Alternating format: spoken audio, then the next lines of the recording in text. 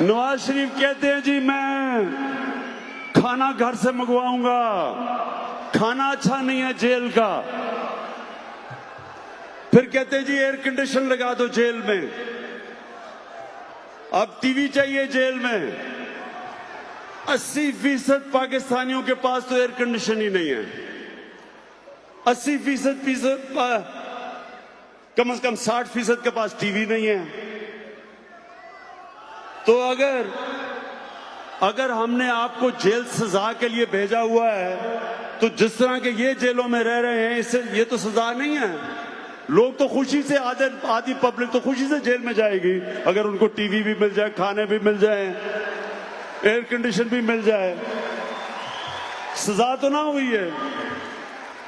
तो मैं ये आप सबको आज वाशिंगटन आज सबको ये कहना चाहता हूं कि वापस जाके मैं ये टीवी शीवी तो जेल से निकालू ना मैं।